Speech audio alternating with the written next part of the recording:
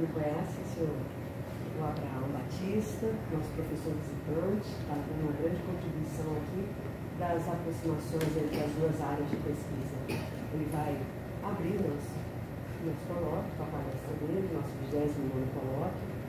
Então, espero que tenhamos uma boa semana, muitas trocas e interações. Bom dia, gente. Então, eu sou Abraão, sou uma pessoa trivinculada. Eu sou aluno da graduação aqui, licenciatura em música, sou professor visitante aqui do programa e sou professor da Universidade Federal do ABC. E lá eu sou professor de um bacharelado em neurociências, ou seja, é uma graduação em neurociências, tem duas no Brasil, essa foi a primeira, e a segunda é aqui na PUC com uma pegada um pouco diferente.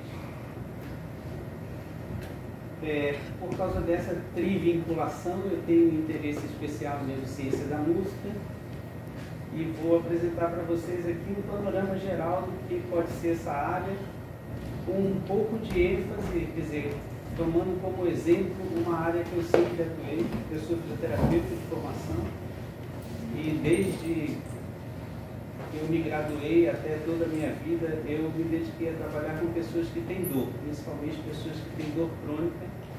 Então eu vou ilustrar o que eu quero falar usando isso como exemplo. Okay? Então, assim, estando em duas áreas diferentes, né, estando na área de ciência e estando na área de artes, eu sempre tenho a impressão que a arte é mais precisa do que a ciência. A ciência tem muitas incertezas e o que eu vou apresentar para vocês é embutido de um monte de incertezas. Começando pelo disparo neuronal e pela rede neuronal. Isso aí que vocês estão vendo nesse pratinho ali em cima é um sistema super complexo. Essa mesa é uma mesa com suspensão magnética, ou seja, ela não pode nem encostar no chão para não vibrar. E dentro daquele pratinho ali tem um conjunto de neurônios, mas uma quantidade bem pequena de neurônios, né, que foram preparados de uma determinada maneira para se manterem vivos ali. E aquela pipeta ali, ela está entrando em um neurônio. Então, o experimentar fazendo isso, ele evidentemente não vê o neurônio, mas ele vai com aquela pipeta ali tentando, funcionando, até que em um determinado momento ele começa a escutar tac, tac, tac, tac, tac, tac, tac, tac, tac, tac, tac, e ele sabe que ele chegou em um neurônio. E aí é possível, então, estudar a atividade do neurônio. Você pode fazer alguma coisa aí que você queira fazer, bloquear um canal, dar um choque, fazer qualquer coisa, você pode estudar a atividade de um neurônio. Quando essas pessoas fazem registro desses neurônios, né, de um neurônio, eles têm mais ou menos isso daí. Aqueles tracinhos que estão aparecendo ali, né, foram sonificados. E cada tracinho que está aparecendo ali, que tem uma frequência, cada neurônio vai ter uma frequência específica, vai trabalhar dentro de uma faixa de frequência, né? É um disparo neuronal. E essa é uma das coisas que a gente mais entende do funcionamento neuronal, ou seja, que eles trabalham com disparos, basicamente com frequência e amplitude de sinal. Desculpa, uma pergunta, é pelos axônios? Pelo corpo do neurônio. Não é pelas... por ele inteiro, na verdade. O que está sendo registrado ali é o corpo do neurônio, mas uma vez que ele dispara, ele dispara em todo ele. O corpo dele que gera essa... Só que esse disparo não tem um ampliar e reduzir, né? É uma troca de energia elétrica que está acontecendo o tempo inteiro. E quando acontece num lugar, ela normalmente começa no núcleo, e o neurônio tem essa característica especial de se prolongar, né? Ele pode se prolongar até 1 metro, por exemplo. Então ela começa no núcleo e depois de alguns milissegundos ela chega em algum lugar distante. Por exemplo, pode ter começado aqui e chegar aqui, né? Ou começar aqui e chegar aqui. Isso pode ser feito em seres humanos, tá? Então, em neurocirurgia, as pessoas colocam lá, tentam achar um neurônio, às vezes, para um fim definido.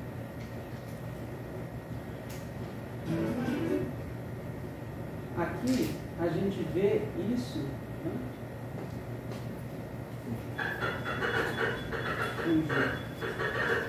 Aqui do lado direito da tela, está passando luz, né? Mais escuro ou mais claro? Mais escuro ou mais claro? E isso essa variação de tonalidade de cor está impregnando o olho de um gato, e essas pessoas estão fazendo um registro dentro da área visual do gato. Então, de novo, esses disparos que estão aparecendo aí são disparos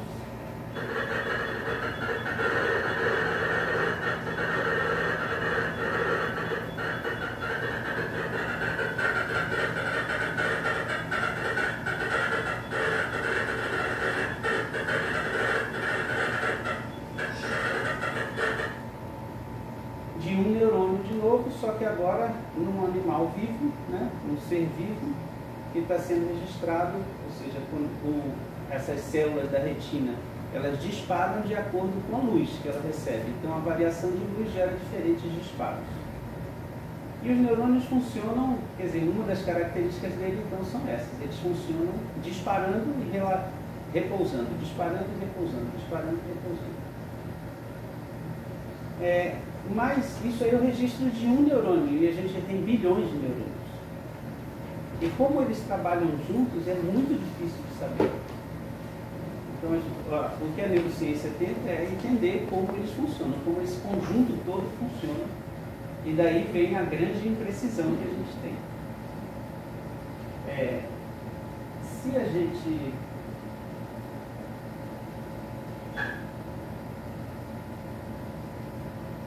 tomar I'm going to isso... try our oscillating neural network demonstration. Let's get these. Se a gente tomar isso como um modelo, esse é um modelo que tenta explicar como esses neurônios trabalham juntos, né? Então, neurônios, células, de uma forma geral, trabalham juntos, em redes. E essas redes trabalham junto, oscilando juntas. Então, quando elas começam a oscilar juntas, elas estão trabalhando juntas. Quando elas oscilam separadas, elas estão trabalhando separadas. E elas podem estar trabalhando juntas, oscilando na mesma fase, ou em antifase, exatamente, enquanto uma sobe e outra desce, né? E ele tenta criar aqui uma ideia de como essa rede de neurônios funciona.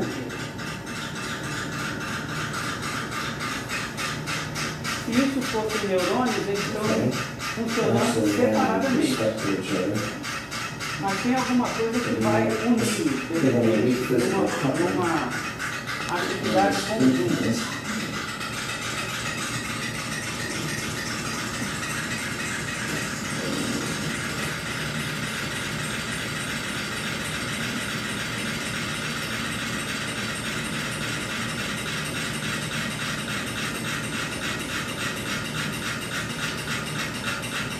Dois já estão juntos, mais dois do outro lado.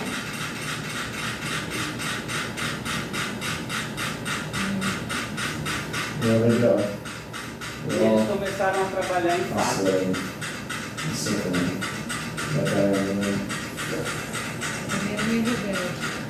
Então, agora a gente, se isso fosse 5 neurônios, né, eles estavam trabalhando isoladamente e agora eles estão trabalhando juntos.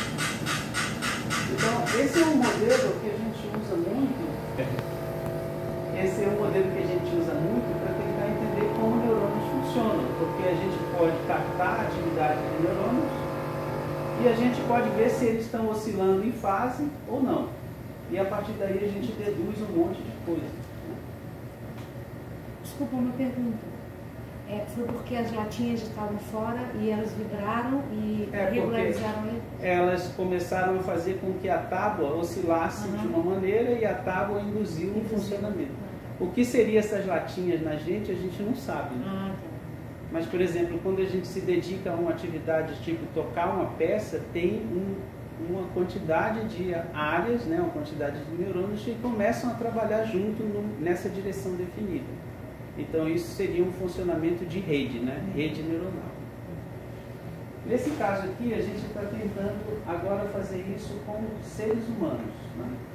Então, a gente sabe que a atividade do sistema nervoso é eminentemente elétrica, e uma forma de a gente entender é captar a atividade elétrica.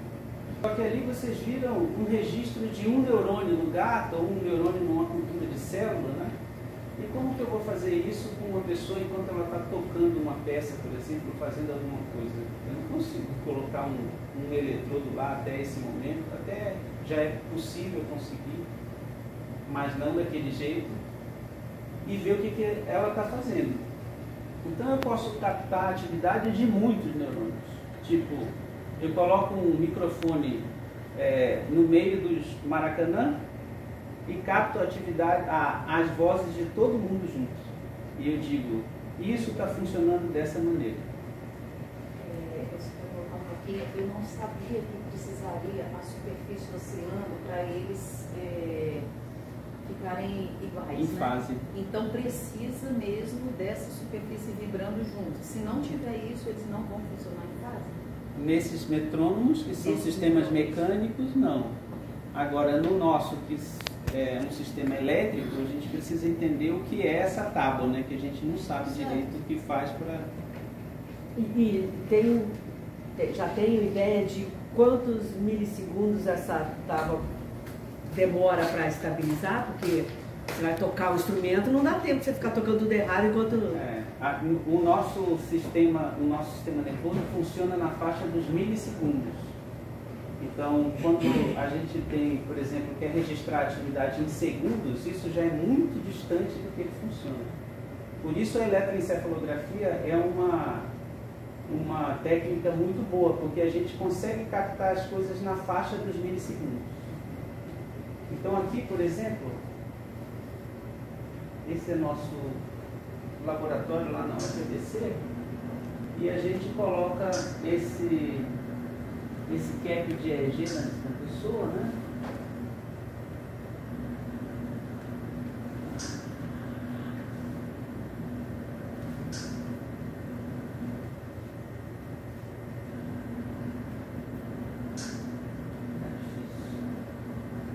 E ela está com um EEG ali, ela tem 64 canais de eletroencefalografia no crânio dela.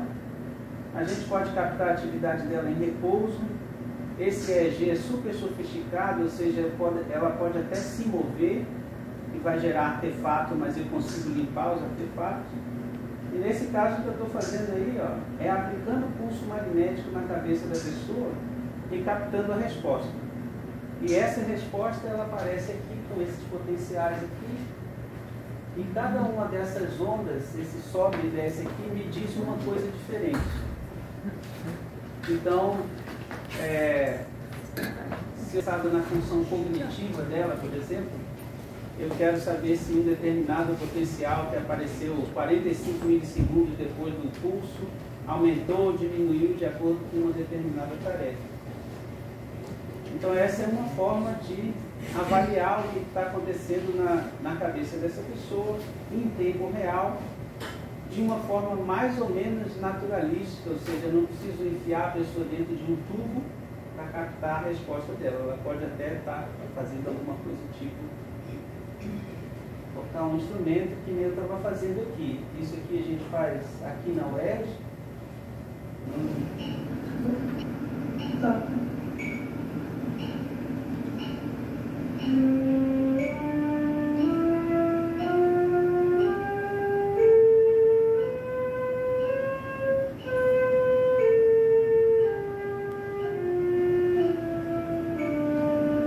E aí ela aplica um pulso. Pulso, simula. E aí a próxima ordem que eu recebo é simula mentalmente que você está fazendo isso. E aí eu simulo mentalmente. E quando acaba, Vai. Pulso, ela aplica o pulso. Ou eu não estou fazendo nada e ela aplica o pulso. E eu capto as respostas que estão aparecendo aí. Então a gente pode ver aqui, né? Isso é minha mão representação da minha mão direita e da minha mão esquerda. A tarefa é bimanual. Mas a gente pode ver que tem uma mão que predomina, tá vendo? Quando eu acabei de tocar e eu apliquei o pulso, o potencial foi lá em cima. E da outra mão foi também mais ou menos. Daí quando eu, em vez de tocar, eu simulei mentalmente, o potencial também apareceu, mas mais fraco. E na outra mão também.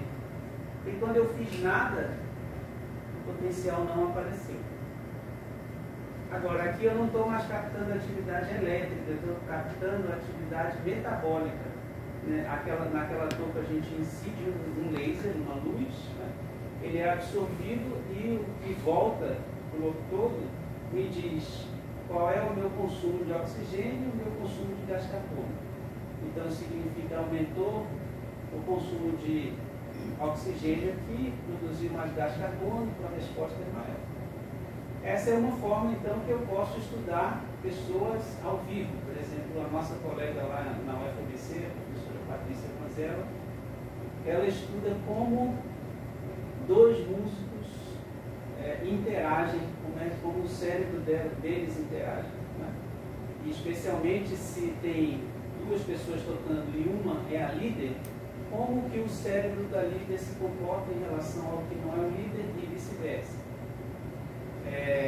E aí a gente vê que a pessoa que está sendo liderada, ela de repente começa a oscilar junto com o líder.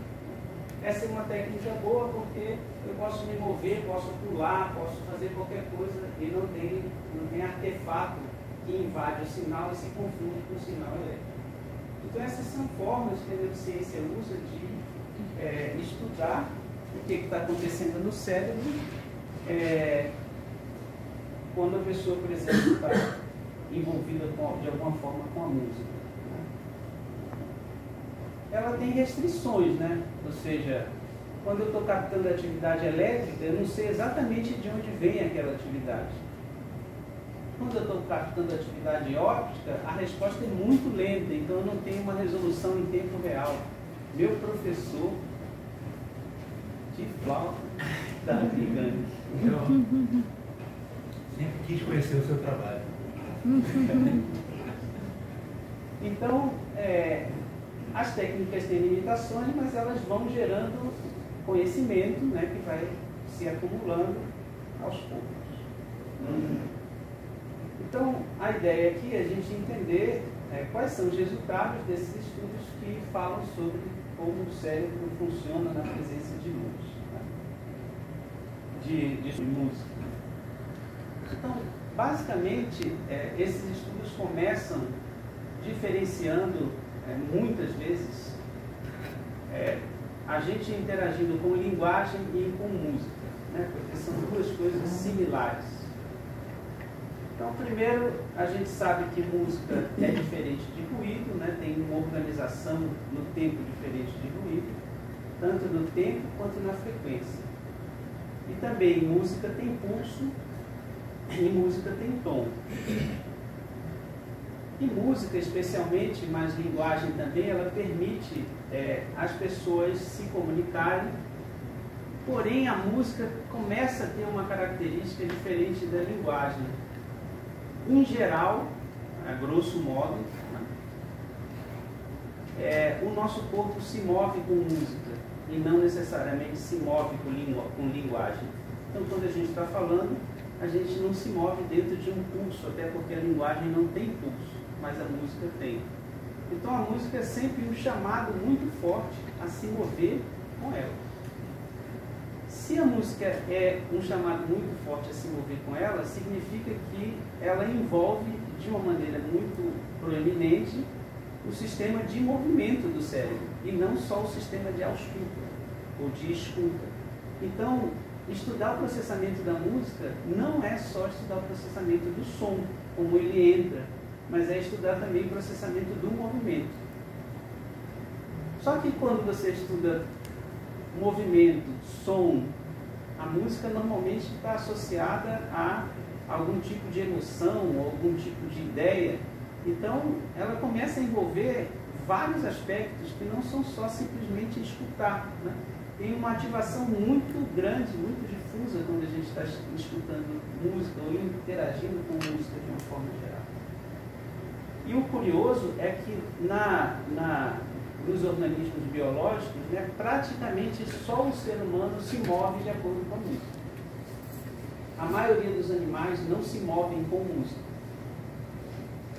Então a música poderia ser essa tábua, né? Ou a música gera chegar a essa tábua através das emoções. A música provavelmente seria a tábua dos seres humanos, né? Ou seja, cada um de nós seria um metrônomo daquele ali e ela está botando a gente para... Que é justamente uma das características fundamentais da música que a diferencia da linguagem, né? A melhor forma da linguagem funcionar é uma pessoa falar e a outra escutar. E a melhor forma que a música funciona é as duas pessoas fazerem música juntas, ou mais pessoas fazerem música juntas. E se a gente tem um grande show no Rock in Rio, por exemplo, né, e a gente tem uma pessoa lá em cima do palco cantando, fazendo qualquer coisa, ela é capaz de movimentar uma massa inteira, mas com linguagem não seria assim. A linguagem seria muito mais restrita. Então, uma das características da música é que o ser humano, de uma forma geral, se move de acordo com ela, que não é a linguagem. E isso expande as relações humanas, né? Ou seja, a música é uma forma de juntar mais pessoas em torno de uma mesma coisa. Ou seja, isso dá um poder muito grande para ela, né? Isso é usado de muitas formas diferentes, mas dá um poder muito grande para ela. O que significa que se eu quisesse realmente estudar também neurociência da música, eu precisaria estudar do ponto de vista social, né? Ou seja, eu precisaria fazer registros em muitas pessoas diferentes e ver como elas estão interagindo. E isso é muito difícil. Então, isso é uma outra limitação da neurociência, né? Fazer esses registros em várias pessoas ao mesmo tempo. Mas é possível fazer uma boa quantidade de pessoas ao mesmo tempo. Então, a música tem essa característica social importante também, que tem a ver com função cerebral, que a gente sabe pouco. Então, diferenças básicas são essas, né? A linguagem tem ritmo, tem melodia, tem acento e tem timbre, mas linguagem não tem pulso e linguagem não tem escala também. Então ninguém fala com taque, taque, taque. Oi, tudo bem, como você está? Ninguém fala assim, né?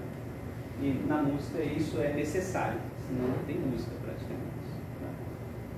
Então a linguagem, a gente pode dizer com isso que a linguagem é a expressão de um indivíduo e música é a expressão de um coletivo, né? De um grupo. E como a gente processa som? Né? Então, isso é uma coisa interessante, quando a gente olha o que está envolvido com que parte do cérebro se envolve com o processamento da música. Se a gente diz que o processamento da música é o processamento do som, de fato a gente tem um receptor muito adequado para processar som, né? Ele está na cóclea, dentro da orelha, e ele processa da seguinte maneira: o tímpano é uma membrana muito suave e a vibração mecânica que vem com frequência e amplitude da música vibra o tímpano. O tímpano tem 3 ossinhos conectados um com o outro que se conecta com uma estrutura que é tipo um caracol, a cóclea. E a cóclea, ela tem um tapete dentro dela, né, com cílios e um líquido dentro dela. Então, essa vibração do tímpano vibra os ossinhos, que vibra o líquido, que vibra os cílios em frequências diferentes. Então, cada parte da cóclea vibra em uma frequência diferente e a gente, já na recepção, o corpo é capaz de identificar frequências diferentes, na faixa de 20 Hz a 20.000 Hz. Então, mais grave e mais agudo. Aí já está a primeira decodificação. Esses cílios ativam neurônios, justamente. E os neurônios começam a disparar naquela frequência. Então, quando eles começam a disparar naquela frequência, eles começam a transmitir esse sinal para outros lugares. E aí isso vai entrando dentro do nosso cérebro. Então, aqui vem um núcleo super importante, que é o núcleo parabraquial. Aqui, daqui para baixo, a gente tem a medula espinal, né? O crânio para baixo, e daqui para cima a gente tem o encéfalo, que tem o cérebro aí. Quanto mais perto da medula, a função mais primitiva é. Então, se você chegar, colocar uma pessoa sentada aqui e fizer assim, essa resposta é uma resposta super primitiva. E toda vez que bater aqui, ela vai aparecer. Ela não tem muito controle. A gente vai ganhando controle quando a gente vai se desenvolvendo neurologicamente, porque as partes de cima vão assumindo o controle sobre a parte de baixo. Então é possível, por exemplo, que eu controle ali para alguém bater no meu tendão e a resposta não seja tão evidente. Mas ela é muito simples e muito evidente, ela só precisa de 2 neurônios. À medida que as funções vão se aproximando da parte alta do sistema nervoso, elas vão ficando mais complexas. O que significa mais complexa? Elas têm mais neurônios para fazer uma determinada função. No tronco encefálico, que é a parte mais baixa, que já não é mais medula, existe o controle de funções muito primitivas da gente. Por exemplo, o ritmo cardíaco, a função de vômito, controle da pressão arterial. Então, provavelmente a gente nunca pensou na nossa vida. Hoje eu vou controlar minha pressão arterial de forma que quando eu ingerir sal, ela não vai aumentar tanto. Não sei nem como fazer isso. Isso é uma função muito complexa, mas ela é muito primária. Ela está aqui nesse núcleozinho. Esse é o primeiro relé, onde a entrada do som, ela faz conexão aí. Qual é o sentido da entrada do som fazer conexão com uma coisa tão primitiva que controla pressão, vômito, respiração? O sentido é que o som vai, de alguma forma, influenciar aí.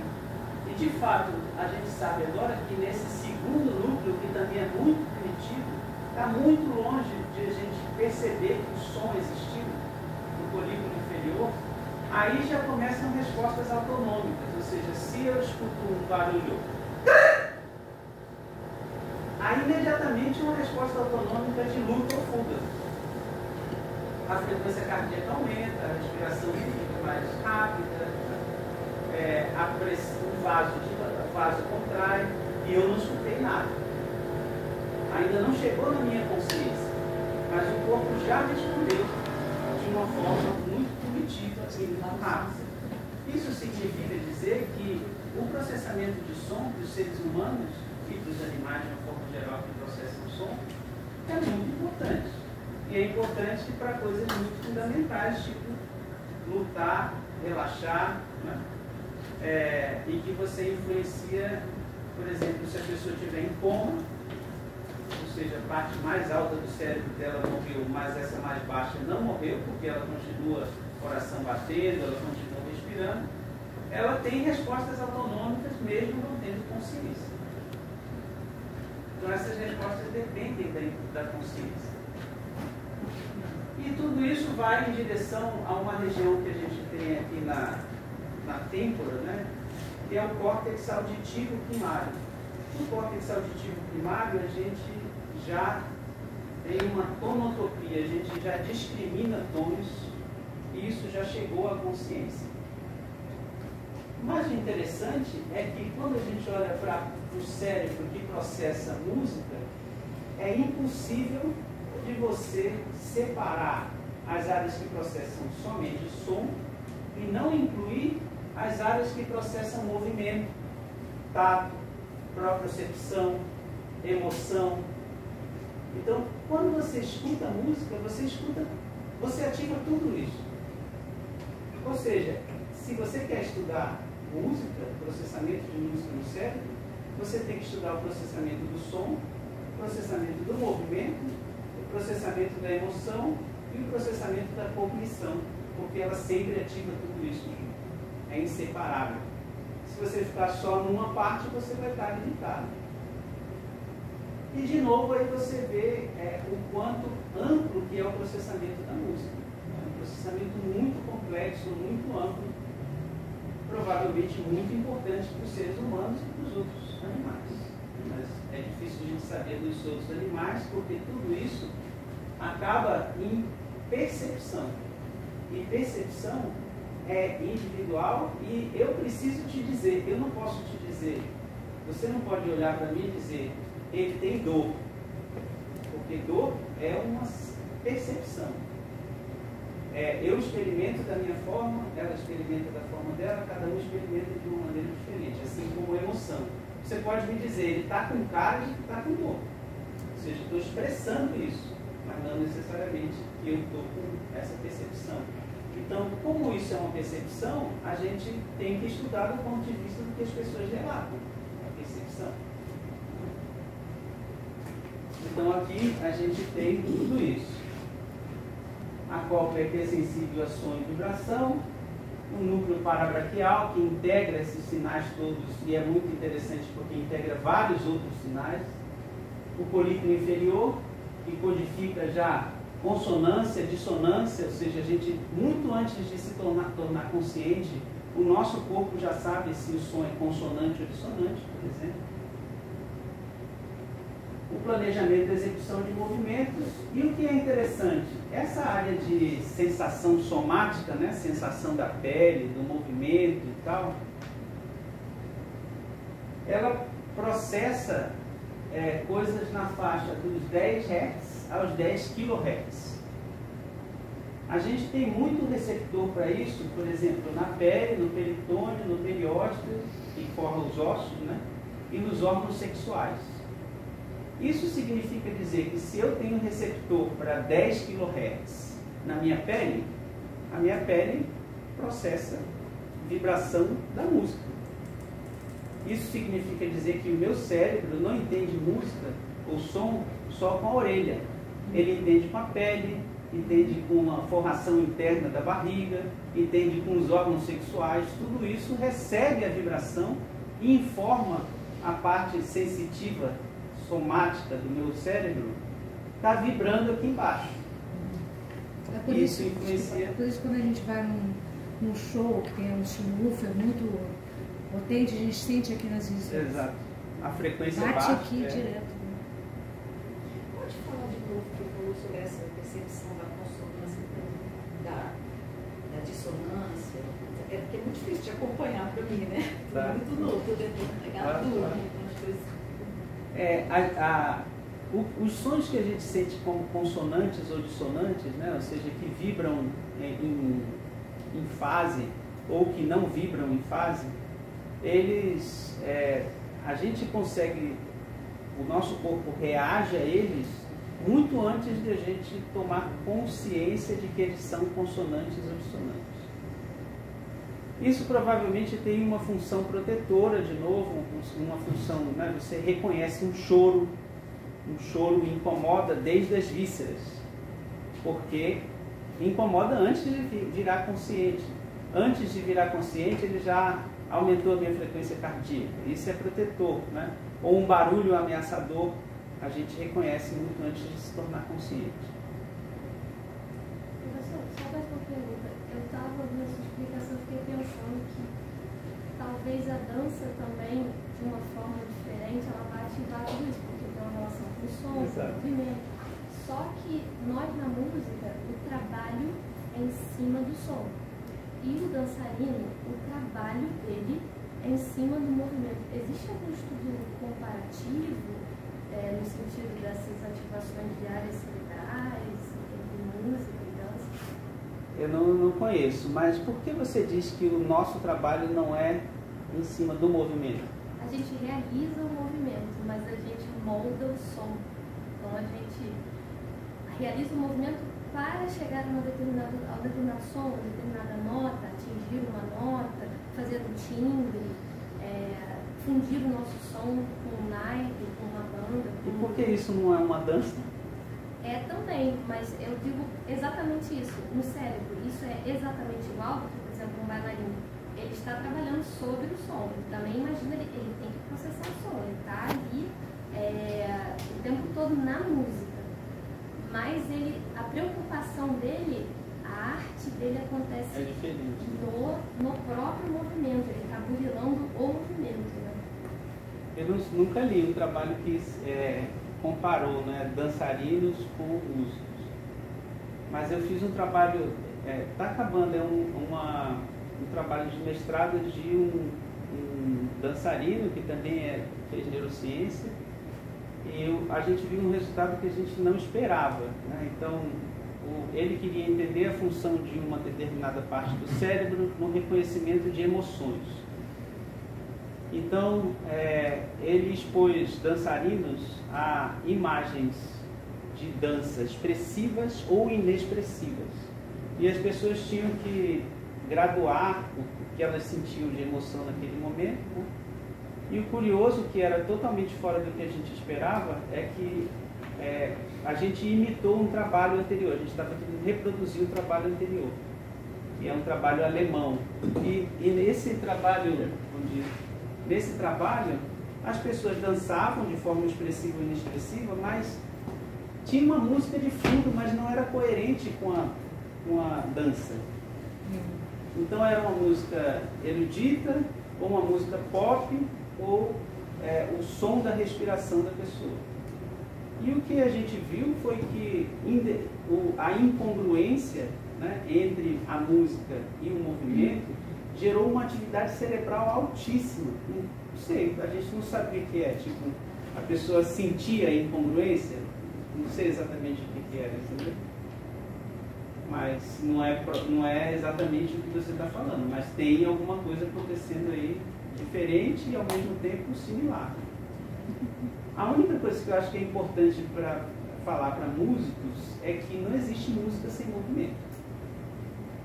Seja movimento da laringe, seja movimento do resto do corpo, não existe música sem movimento. Então, estudar música significa estudar movimento e som e tudo mais. Não, posso voltar àquela parte da linguagem? Sim.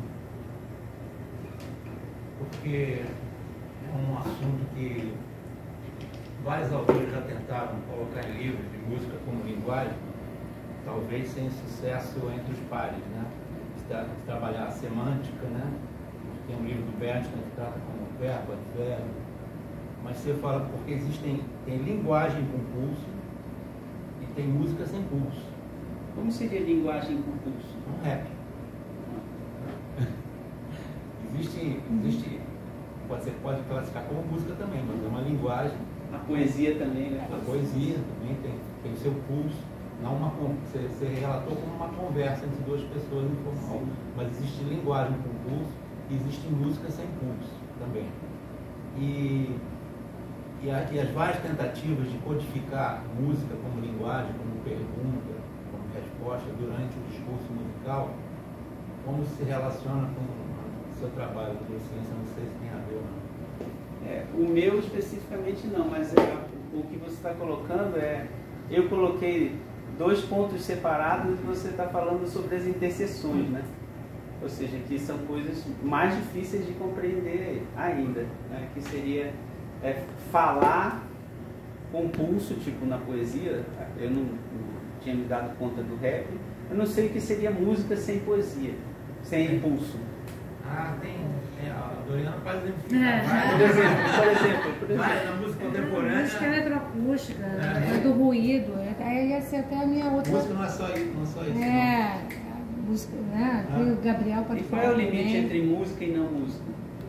Isso é um debate gigante. Mas que está a questão fundamental. E também essa coisa do ruído. O que é o ruído? Não é música, né? Também essa questão. Mas eu tinha uma outra pergunta também que tem a ver com essa questão da consonância e dissonância. Não sei se só tem que terminar. Desculpa, mas enfim, termino. Então, tem essa dificuldade de definir, né, a borda do que é música e o que não é música. Segundo o Hermeto, tudo é música, né? Exatamente. Aliás, agora apareceu a possibilidade de a gente fazer o registro da atividade cerebral dele. Opa! Pra ver o que que vai... Aproveita porque ele teve problema de saúde essa semana. É Rock in Rio, ele. Então, Professor, já que ele falou da linguagem, antes de passar para não sei o que você vai dizer, antes de passar para outro lugar, eu também queria entrar nesse lugar que eu ia deixar por último, só lembrando, se você complica, eu te interrompi. Qual? É que quando você falou da linguagem e da tábua, vamos usar a tábua, né, como analogia, eu me lembrei da linguagem política, né? Então, se a gente fala de música, eu pensei logo, será que ele está falando de música pulso ou de música pulso mais sentimento? Porque uma linguagem política pode levar a ser uma tábua e ela não tem pulsos, exatamente, né? Ela tem uma coisa que provoca sentimento. Então, não sei o que poderia ser chamado como algo que seja esse líder levando todos os outros, né? Não, mas não é porque envolveu emoção, sentimento, que necessariamente é música, né? Por exemplo, um quadro é luz, é imagem, cor, e provoca emoção também. Mas sendo a tábua, no papel da tábua. O papel da tábua é a integração dessas coisas. Mas porque você falou que a linguagem não poderia ser essa tábua. Foi isso que eu entendi? Não, eu não falei isso. Não, então, que bom que eu estou esclarecendo. Eu achei que no início você disse que só a música poderia fazer os metrônomos, né? Na analogia, vibrarem iguais, e a linguagem não. Os metrônomos ali significam, por exemplo, cada um de nós aqui como se cada um fosse um neurônio, né? A gente pode trabalhar isolados ou a gente pode trabalhar em integração máxima. E o cérebro funciona dessa maneira, trabalhando de forma isolada ou em integração máxima. A ideia da tábua é a integração, né? Ela fez com que os metrônomos se integrassem. Então é uma tentativa de explicar como os neurônios funcionam, integrados ou não. Então você falou que a música integraria, mas não a linguagem. Não, mas ali a música integra pessoas, não neurônios. Só para linkar com isso, como você falou que consonância vibra em fase e dissonância vibra fora de fase, relacionado a essa questão do medo e a segurança, quando a gente ouve dissonância, a gente fica com medo, é isso? Porque está desconectado. Então, quer dizer, uma música contemporânea que não tem esse pulso, que seja totalmente uma coisa, entre aspas, desorganizada de fase, nos provoca insegurança, é isso? A ideia é essa. Não necessariamente insegurança, mas reações autonômicas ligadas a ela. E ligadas ao setor primário, né? Funções primárias. Mas tudo isso acontece no primário e nas funções mais complexas, né?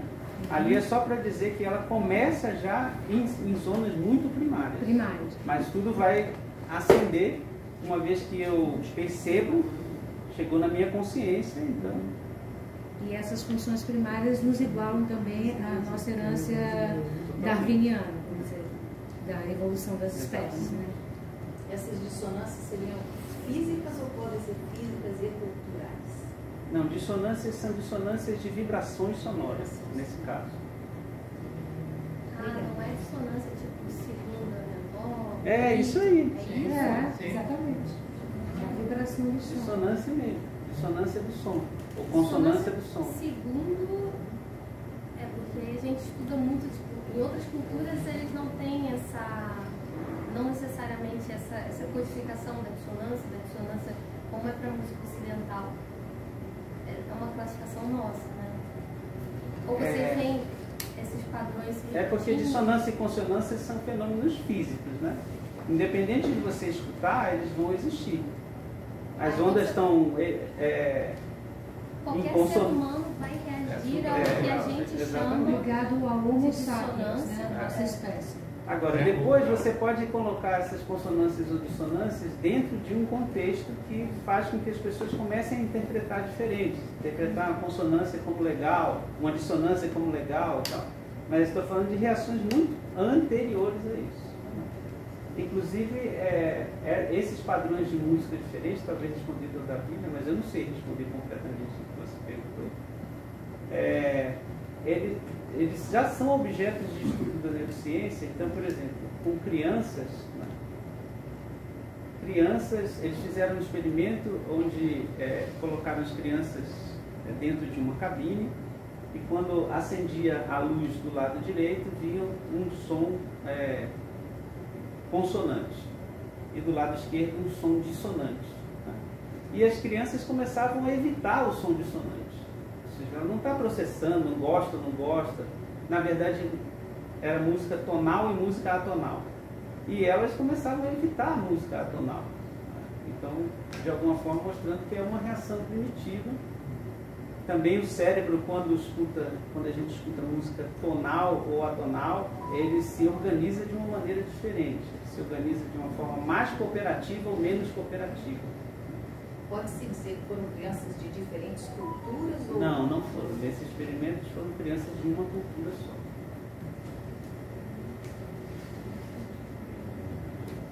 Então, assim, isso é uma ideia inicial, né, como a neurociência aborda, e aí eu vou abordar um tópico que é polêmico dentro do mundo da música, que é: será que os músicos deveriam atuar sentindo dor? O que vocês acham? Fica bem na foto. Fica bonito na foto.